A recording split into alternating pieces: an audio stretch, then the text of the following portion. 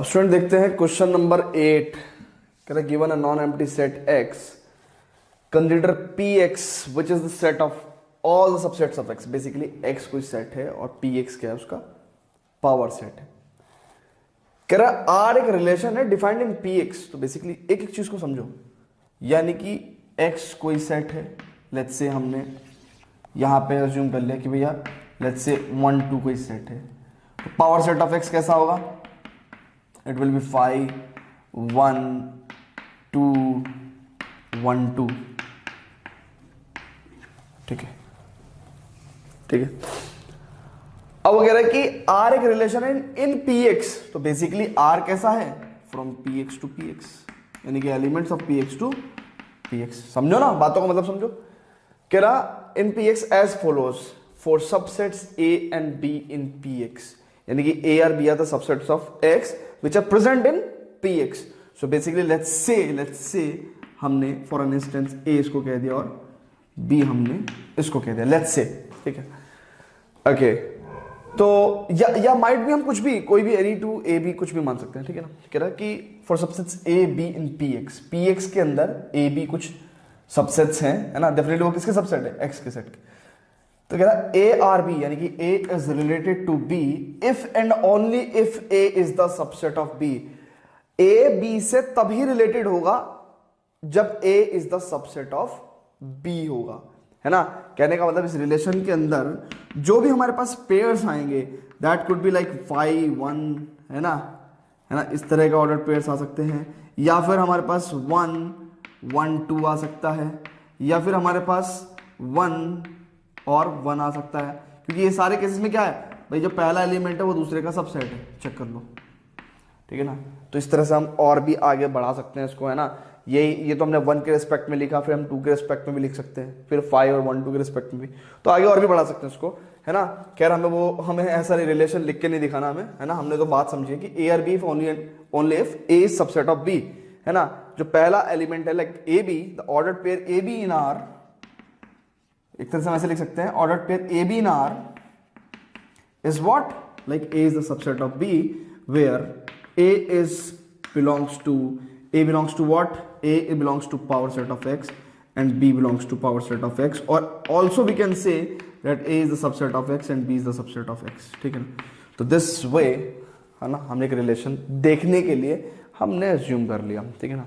कह रहे is r an equivalence relation on p x. तो देखो, समझने की अगर हमें देखना है तो देखेंगे क्या ये इक्विवेलेंस हो सकता है। देखो एक बात सुनो, देखो अगर मैं इस आर को और आगे तक लिखता हूं, आर तक आगे तक लिखता हूं, तो यस, ये कैसे लिखा है हमने कि पहले वाला जो एलिमेंट है वो दूसरे का सबसेट है। बेसिकली हर ऑर्डर पेयर में जो फर्स्ट एलिमेंट है वो सेकंड का सबसेट है। तो अगर हम इक्विवेलेंस रिलेशन की बात कर रहे हैं तो हम क्या कह सकते हैं? देखो, for all a belongs to px or for all a subset of x, a will always belongs to r. Why? Because what, a is the subset of a। तो रिफ्लेक्सिव तो भैया है, रिफ्लेक्सिव तो है। मतलब समझो क्या कह सकते हैं कि इस R के अंदर अगर हम बात करें तो भाई देखो ना, 5 5 भी आएगा, 1 1 भी आएगा, ठीक है ना, 2 2 भी आ सकता है, ठीक है ना। तो रिफ्लेक्सिव तो होगा ना, क्योंकि क्या है, देखो अगर आप ध्यान से,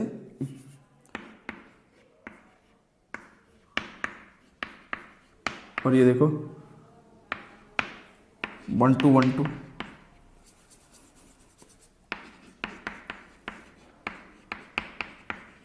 ये तो सारे एलिमेंट्स हो सकते हैं रिलेशन में, क्योंकि पहले वाला हमेशा every set is subset of itself. तो ये हमने आपको करके दिखाया। यहां पे हम आपको कह रहे हैं कि यार ए बिलोंग्स टू तो आर होगा ही ना। जितने भी एलिमेंट ले लो आप किसमें, पीएक्स में, या जितने भी सबसेट ले लो ऑफ एक्स के, तो हमेशा क्या होगा, ए तो सबसेट ऑफ ए ही होगा ना, तो रिफ्लेक्सिव तो हो गया। ठीक। अब एक बात सुनो, हम कह रहे हैं कि for A B belongs to R, what does it mean? What does it mean? That A is the subset of B. But C, अगर ए बी का सबसेट है तो जरूरी नहीं है कि बी भी ए का सबसेट होगा. इट डज नॉट एम्प्लाई कि b is the subset of a. So we can not say that b a will belongs to r, है ना. B a will not belongs to r. So that's why this is not symmetric. तो हो ही नहीं सकता, ठीक है ना.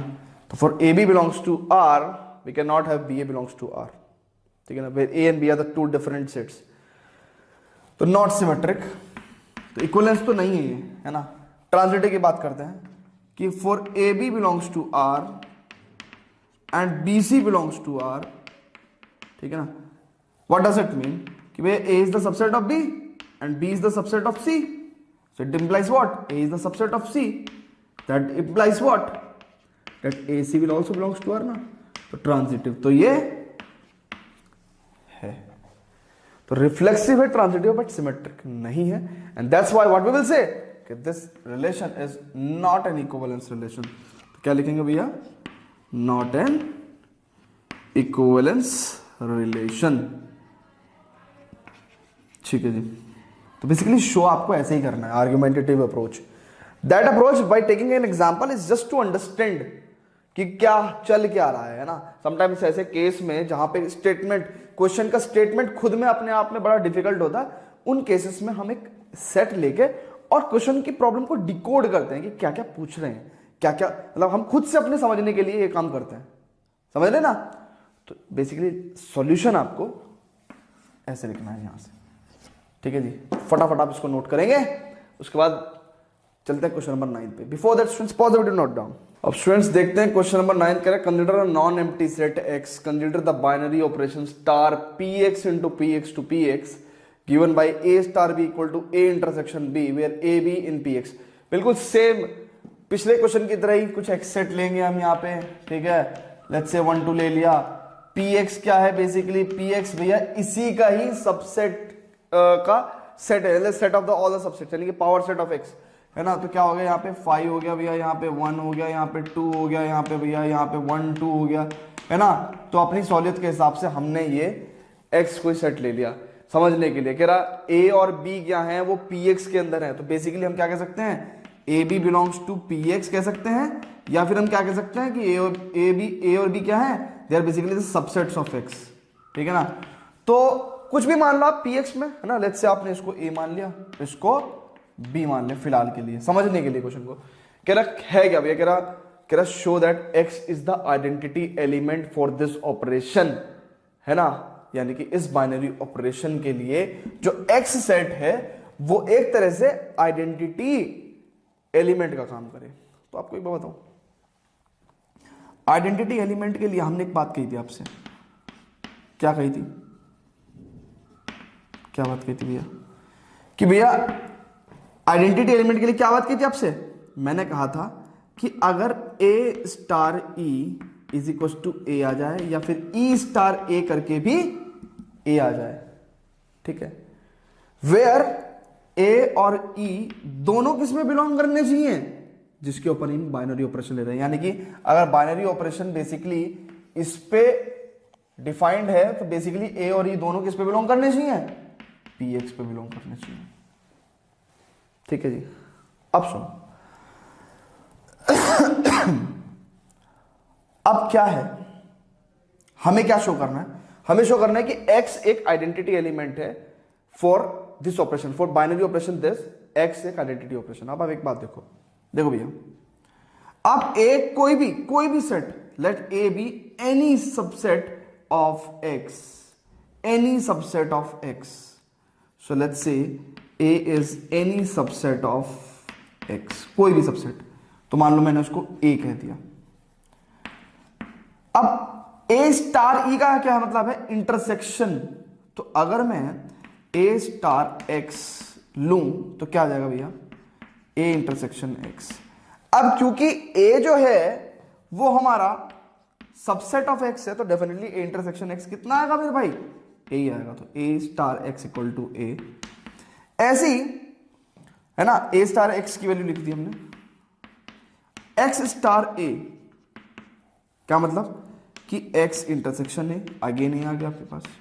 तो भैया जब a हमारे पास कोई भी सेट, यानी कि ए बी, हमने यहां पे लिख के दिखा सकते हैं कि a b, let a be any subset of x। तो किसी भी सबसेट के लिए अगर आप उसका इंटरसेक्शन भैया x के साथ लोगे तो वापस वो ही एलिमेंट आ रहा है, and x belongs to what, basically the px, so we can say that this x is what. होता क्या है, अगर a star e equal to a equal to e star a हो जाए तो a को हम क्या, e को क्या बोलते हैं हम, आइडेंटिटी एलिमेंट बोलते हैं ना मेरे भाई। तो आइडेंटिटी एलिमेंट क्या हो गया यहां पे, x is the identity element for this binary operation, for star. Clear है, बहुत बढ़िया क्वेश्चन था, बहुत ही बढ़िया। तो ये तो हम सिर्फ समझने के लिए करते हैं कि चल क्या रहा है ना, बाकी उसका कोई सिग्निफिकेंस नहीं, करना ऐसे ही है। अब वो कह रहे हैं कि show that x is the identity element for this operation star, तो हमने वो तो भैया दिखा दिया। नेक्स्ट पार्ट, बताओ कि x is the only invertible element, x is the only invertible element हमें शो करना है। करते हैं जी, यहां पे कर दूं। जब एक बार हमारे पास आइडेंटिटी एलिमेंट आ जाता ना तो हम क्या करते हैं, तो हम करते हैं कि भैया एक ऐसा एलिमेंट b निकालना जिससे कि हमारे पास आइडेंटिटी एलिमेंट आ जाए। कुछ ध्यान आया क्या, इन्वर्टिबल एलिमेंट निकालने के लिए करते हैं ना ऐसा। तो भैया लेट्स से ए कोई, लेट्स से कोई एनी सबसेट ऑफ x है, ठीक है ना। अब हमें तो b निकालना है, ठीक है ना। a intersection b is equal to, e identity element क्या है, x है, b इंटरसेक्शन है। अब एक बात बताओ भैया, x तो सबसे बड़ा सेट ही है यार, वो x तो समझो सबसेट तो हमेशा लेस देन और इक्वल टू x ही होगा ना बेसिकली। तो x कह रहे इंटरसेक्शन लेने के बाद x आ गया, इंटरसेक्शन लेने के बाद x आ गया, डेफिनेटली उसके लिए क्या होने चाहिए, जो भी दोनों सेट का इंटरसेक्शन ले रहे हो आप वो x या x से बड़े होने चाहिए। a इंटरसेक्शन b अगर x आ रहा है तो या तो इनमें से कोई x होगा और दूसरा x से बड़ा होगा, बट x से बड़ा हो नहीं सकता क्योंकि a और b दोनों क्या है, सबसेट ऑफ x है। तो ये क्या इंप्लाई करता है कि बेसिकली जो a और b सेट है वो दोनों ही क्या है, a and b both are x, so that x intersection x we get x, ठीक है ना। सो वी विल से कि ये सिर्फ x है, यही सिर्फ अकेला इन्वर्टिबल एलिमेंट है, x is the only invertible element, है ना। x is the only invertible element जिसका इन्वर्स क्या है, x ही है। x is the only invertible element and x is the inverse of this element. See अगर आप इसकी जगह कोई छोटा एलिमेंट ले भी लेते, मान के चलो आपने a इसको ले लिया होता, अरे यार 1 के इंटरसेक्शन के साथ कभी इस पूरे सेट को ला सकते हो क्या, 1 के साथ आप कुछ भी कोई भी दूसरा सबसेट ले सकते हो जिसका इंटरसेक्शन x आ जाए, नहीं आ सकता। x इंटरसेक्शन आने का मतलब क्या है कि दोनों में से या तो दोनों सेट x हो या कोई सेट उनमें से x और दूसरा सेट x से बड़ा हो, x से बड़ा हो नहीं सकता तो दोनों को एटलीस्ट x होना पड़ेगा तभी वो आएगा। तो x is the only invertible element, ठीक है जी, आई बात समझ में। तो इस तरह से आप इसको नोट कर लेंगे। बढ़ते हैं क्वेश्चन नंबर 10 पे। Before that students pause the video, note it down. Question number 10 students, find the number of all onto functions from the set 1 2 3 to n 1 2 3 up to n, ठीक है, to itself. इसके साथ ही है ना, कितने on two functions बना सकते हैं आप। तो देख बेसिकली एक बात सुनो, ऑन टू फंक्शन का मतलब क्या है कि सारे के सारे कोडोमेन एलिमेंट्स आपके एग्जॉस्ट होने चाहिए, है ना, ऑन टू फंक्शन का सिंपल मतलब। अब एक बात देखो, यानी कि हर एलिमेंट के लिए कुछ ना कुछ एलिमेंट यहां पे कॉरस्पॉन्डिंग होना चाहिए। तो अगर हम ऑन टू फंक्शंस की बात करें, है ना, तो एक बात सुनो, बहुत ध्यान से देखना। अगर हम बात करें तो इसकी कितनी इमेज हो सकती है, कोई n, इसकी कोई n भाई, for one value of this there could be n values of n values here, ठीक है ना। तो हमें क्या चाहिए, हमें हर वैल्यू के कॉरस्पॉन्डिंग इधर एक वैल्यू ऑफ x चाहिए, ठीक है ना। तो यानी कि इसके पास कितनी चॉइसेस हैं, n। नाउ अब 2 की बात करते हैं। अब 2 क्योंकि एक ने एक एलिमेंट को एलोकेट कर रखा है, मैपिंग हो चुकी है ना, एक एलिमेंट के कॉरस्पॉन्डिंग एक एलिमेंट हमें मिल चुका है, ठीक है ना। अब क्या होगा कि ध्यान से देखो, बहुत ध्यान से, दूसरा एलिमेंट है, ठीक है ना, दूसरे एलिमेंट्स के पास कितनी चॉइसेस होंगी, ठीक है ना, दूसरे एलिमेंट के पास कितनी चॉइसेस होंगी, ठीक है। तो जब एक एलिमेंट ये ऑक्यूपाई कर चुका है तो दूसरे एलिमेंट के पास डेफिनेटली क्या होगा, n-1 चॉइसेस होंगी। क्यों, क्योंकि एक पे 2 एलिमेंट्स हम नहीं एलोकेट कर सकते, because at one point function can not give 2 values. तो यानी कि दूसरे के लिए n-1 कॉरस्पॉन्डिंग वैल्यूज हो सकती है जो हम इधर एलोकेट कर सकते हैं, ठीक है ना। ऐसे ही लिखेंगे। तीसरे में क्या होगा, n-2 वैल्यूज, क्योंकि 2 ऑलरेडी एलोकेट हो चुकी हैं, तो ऐसे ही हमारे पास 3, 2, 1 करके। तो basically there could be factorial n on 2 functions that are possible from particular set 1 to n2 itself, ठीक है ना। तो इसमें कोई ज्यादा तर्क आपको देना नहीं है ना, यही जो मैंने आपको बात बताई है कि for the one value in the codomain there will be the n possible functions, है ना, then like n possible allocations or the corresponding mapping, है ना, and for the second another value in the codomain there will be n-1 possible mappings, ठीक है ना, and then continuously n-1 n-2 and this way, है ना, 3 to 1, तो finally कितना होगा, फैक्टोरियल n on 2 functions भी है पॉसिबल, ठीक है भैया, आई बात समझ में। तो चलते हैं अब आगे, कहाँ पे, क्वेश्चन नंबर 11 देखते हैं, बड़ा इजी क्वेश्चन है, देखते हैं। Before that students pause the video, note it down. अब स्टूडेंट देखें क्वेश्चन नंबर 11 में कह रहा है कि S एक सेट है और T एक सेट है, ठीक है ना। कह रहा F इनवर्स निकालो अगर function F from S to T ऐसे एग्जिस्ट करता है, ठीक है ना, ठीक है। और बेसिकली क्वेश्चन मिसिंग है, हाँ इसके पार्ट तो दिखे ही नहीं मैंने, ठीक है ना। पार्ट फर्स्ट दे रखा है कि अगर F ऐसा हो तो क्या करें,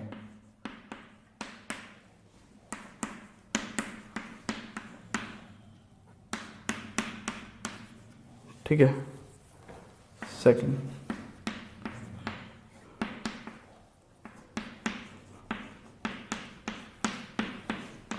तो ये इनवर्स निकालने को आपको कहा गया है ना। तो है तो क्वेश्चन बड़ा आसान, बट एक चीज देखने वाली है कि इनवर्स लिखने से पहले हम लोगों को देखना है कि ये 1 1 ऑन 2 है नहीं है। तो देखो 1 1 ऑन 2 A B C और ये 1 2 3, A का 3 से लिंकेज है, B का 2 से और C का 1 से, ठीक है। तो यस ये तो 1 1 एंड ऑन 2 है, ये 1 1 एंड ऑन 2 है यानी कि बाइजेक्टिव है। तो हम इसमें F इनवर्स कैसे लिखेंगे, 3 की इमेज A, 2 की इमेज B एंड 1 की इमेज C, ठीक है।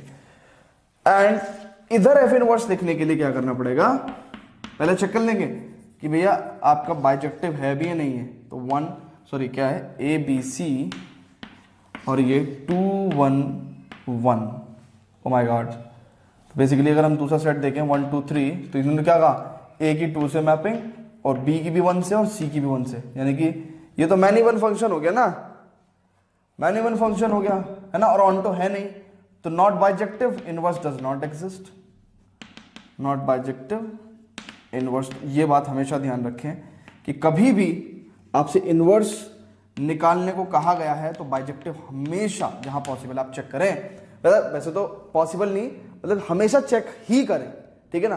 कई जगह अंडरस्टूड होता है, ठीक है ना। तो इसमें आपने देखा कि ये मैनी वन था, तो इसलिए इनवर्स इसका एग्जिस्ट नहीं करेगा। माइट भी आप जल्दीबाजी में इसको ऐसा लिख सकते थे 2A 1B 1C, है ना, तो गलत हो जाता। तो फटाफट इसको नोट करेंगे, क्वेश्चन नंबर 12 करेंगे। Before that students pause the note down. तो student this is question number 12, देखते हैं। कह रहा है consider the binary operation star R into R to R and O R into R to R defined as A star B is equals to modulus A minus B and A O B is equals to A, ठीक है ना। This could be any like A O B, how the A comes out, है ना। तो basically ये बता रहा है कि whatever the like two numbers are there, we have to output will be the first number, है ना। तो इस तरह का कोई ऑपरेशन है, ठीक है ना। तो show that star is commutative but not associative and o is associative but not commutative. ठीक है ना, पहली चीज तो हमें क्या करनी है कि हमें ये काम करना है, पहला काम तो ठीक। उसके बाद कह रहा further show that if A B C belongs to r a star B O C is equal to A star B o star c does o distribute over star. ठीक है ना, तो कुछ खास क्वेश्चन है नहीं है ना, देखते हैं कैसे होगा ये क्वेश्चन, देखते हैं भैया। सुनो, सबसे पहले तो उसने क्या कहा कि show that star is commutative but not associative. तो जैसे कि हमारे पास A star B is equal to modulus A minus B. अब आप खुद सोचो यार, ए और बी क्या है, दोनों रियल नंबर्स हैं, तो डेफिनेटली यार मॉडुलस, अगर ए और बी रियल नंबर हैं तो मॉडुलस ए माइनस बी और modulus B minus A equal होंगे नहीं होंगे, चेक कर लो, डिफरेंस ऑलवेज बी इक्वल। ठीक है ना, तो a minus B modulus B minus A, अगर modulus B minus A modulus A minus B के इक्वल है तो मॉडुलस बी माइनस ए हमें क्या देगा, मॉडुलस बी माइनस ए क्या देगा हमें, basically it will give us B star है ना। अगर A star B first minus second का मॉडुलस है तो बी स्टार ए क्या होगा, फर्स्ट माइनस सेकंड का modulus. And see if these two are equal then we can say that A star B is equal to B star A, है ना। और competitive क्या होता है कि कोई भी ऑपरेटर हो, ठीक है ना, अगर हम जो ये वैल्यूज हैं इनको ऑपोजिट प्लेस कर दें, है ना, और अगर ये इक्वल रहे, है ना।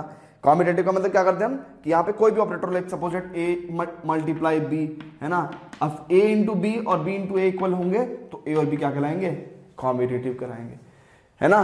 क्या कहलाएंगे कि ए इंटू बी क्या है, कॉम्पिटिटिव है, क्योंकि उसकी उल्टी प्रोडक्ट भी इक्वल है। तो बेसिकली कॉम्पिटिटिव का सीधा सच्चा मतलब समझे उल्टा ऑपरेशन, है ना, जो भी कर रहा है उसका उल्टा। ए स्टार बी कर रहे थे तो बी स्टार है, तो दोनों इक्वल हैं, तो ये हमने कॉम्पिटिटिव शो कर दिया, पहली बात।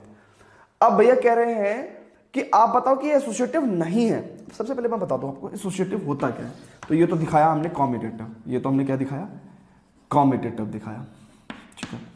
एसोसिएटिव में क्या होता है भैया, एसोसिएटिव दिखाने के लिए हमें क्या दिखाना है, ए स्टार बी स्टार सी है, ए स्टार बी स्टार सी है, तो हमें यह शो करना है कि नो मैटर द एसोसिएशन कैसा भी हो, है ना, ये इक्वल होगा।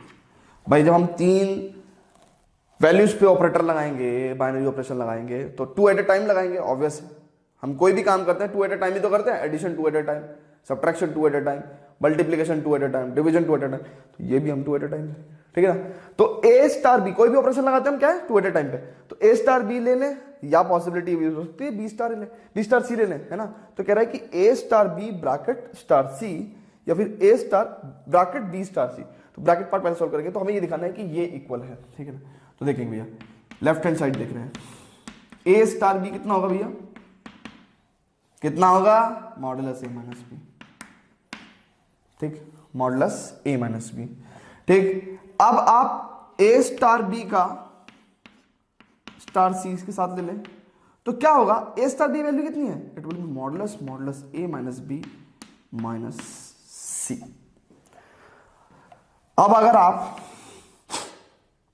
राइट हैंड साइड में अगर आप बी स्टार सी की बात करें तो what it will be, modulus B minus C. अगर आप A star bracket B star C लेंगे तो कितना होगा, मॉडुलस ए माइनस बी माइनस सी। क्या ये दोनों क्वांटिटी इक्वल है, कि अगर सर समझ में नहीं आया तो हम इसको क्या दिखाएंगे, हम शो करेंगे विद एन एग्जाम्पल, हम इसको शो करेंगे। तो हम क्या लिखेंगे, लेट। अब आप कहोगे सर हमारे एग्जाम में तो टीचर हमारे मार्क्स काट देती है, सर ऐसे एग्जाम्पल से शो नहीं करना। भैया एक बात सुनो, हम तो कह देंगे clearly this is not equal to this, clearly. हमने एग्जाम्पल कहां दिया, हमने तो इसको आर्गुमेंटेटिव ही करा ना, हम इसको शो कैसे करें, हमको फील कैसे कराएं, हमें भी तो फील होना चाहिए ना। हम पहले अपने लिए फील करते हैं, फिर हम कह देंगे भैया clearly this is not equal to this, है ना। तो फॉर ऑब्जर्वेशन, ठीक है ना, we are taking an example, let's say A को 2 ले लो, बी को 3 ले लो और सी को 4 ले लो, ठीक है ना। तो ए को जब आप 2 लोगे, बी को 3 लोगे, तो 2 में से 3 गया, -1 का मॉड्यूलस देखो ना, 2 में से 3 गया, माइनस एक बचा, उसका modulus +1 minus c 4, that means 1 minus 4 minus 3 का मॉडुलस 3। इसमें क्या होगा, ध्यान से देखो, ध्यान से देखो, क्या करेंगे, ए पहले लिख देंगे बाहर, ठीक है, माइनस बी माइनस सी, -1 का मॉडुलस, अरे 3 माइनस 4 -1 उसका मॉडुलस 1, 2 माइनस 1 1 का modulus 1, clearly not equal, not equal bro, ये और ये इक्वल नहीं है, तो this is not associative, this is not associative. We have not taken example, we have just taken the observation. मेरे पास जगह नहीं थी, मैंने इसलिए ये जो ऑपरेशन थे इनमें वैल्यूज वहीं के वहीं पुट करी, नहीं तो आप आगे पुट करके दिखाएंगे, है ना। तो क्लियरली दिस इज बिकॉज ये हमें दिख रहा है, ये हमें दिख रहा था कि ये अनइक्वल है, ठीक है ना, बट हमें से शो विद एन एग्जांपल करा हमने, ठीक है। ओके, तो हमने भैया पहला पार्ट तो इसका कर दिया, ठीक है, ये कॉम्पिटिटिव हमने दिखा दिया बट नॉट एसोसिएटिव दिखा दिया। अब हमें क्या दिखाना है कि जो ओ ऑपरेटर है ये वाला हम दिखाना है कि ये एसोसिएटिव है बट कॉम्यूटेटिव नहीं है। इस चीज को शो करेंगे, फिलहाल इतना नोट करो, pause the video, note it down. Now we have to show that this operator is associative, A O B is equal to A है भाई, ठीक है। अब पहले कॉम्पिटिटिव, नॉट कॉम्पिटिटिव दिखा देते हैं ना, नॉट कॉम्पिटिटिव, तो बी ओ ए कितना होगा भैया, बी होगा। अरे पहला वाला, पहली वाली वैल्यू दे रहे हैं ना, पहली वाली जो हमारा जो यहाँ पे वेरिएबल है, बेसिकली वी कैन क्या कॉल इट द वेरिएबल, ठीक है ना, तो पहले वाला वैल्यू दे रहा है ना ये वापस, ठीक है। तो भैया साफ साफ A O B is not equals to B O A, तो दिस इज नॉट कॉम्यूटेटिव, यानी कि O operator is not commutative, ठीक है जी, साफ साफ। अब बात करते हैं हम किस पे, ओ ऑपरेटर पे, ठीक है। हमें से क्या दिखाना है कि भैया ये एसोसिएटिव तो है ना, एसोसिएटिव तो है पर कॉम्यूटेटिव नहीं है, ये क्या दिखाना है, ओ इज नॉट कॉम्यूटेटिव, ये हमें शो करना है, ठीक है। अब सुनो, o is not commutative, now a O B is equal to कितना, ए, बी ओ ए कितना होगा, अरे भैया पहले वाला वेरिएबल दे रहा है ना, ये पहले वाली वैल्यू दे रहा है ना, तो पहले वाली वैल्यू कितना देगा, बी, तो clearly a O B is not equal b O a, it's not commutative, ठीक है। हमने ये तो शो कर दिया, एसोसिएटिव शो करेंगे। अब हमें क्या शो करना है एसोसिएटिव में, ए ओ बी ओ सी, ए ओ बी ओ सी, एसोसिएशन का फर्क सिर्फ, तो ए ओ बी कितना होगा, है ना, तो LHS देखेंगे, ये हमें शो करना है, to prove, LHS A O B O C कितना होगा, ए ओ बी कितना देखा मैं, ए पहली वैल्यू देता, ए ओ सी ए, फिर ए ओ बी ओ सी RHS कितना होगा, बी ओ सी कितना देगा हमें, बी देगा ना, तो ए ओ बी कितना हो जाएगा, क्लियरली इक्वल, साफ साफ इक्वल, ओ इज, ठीक है। चलो जी, यहां तक क्वेश्चन हमने सॉल्व कर लिया।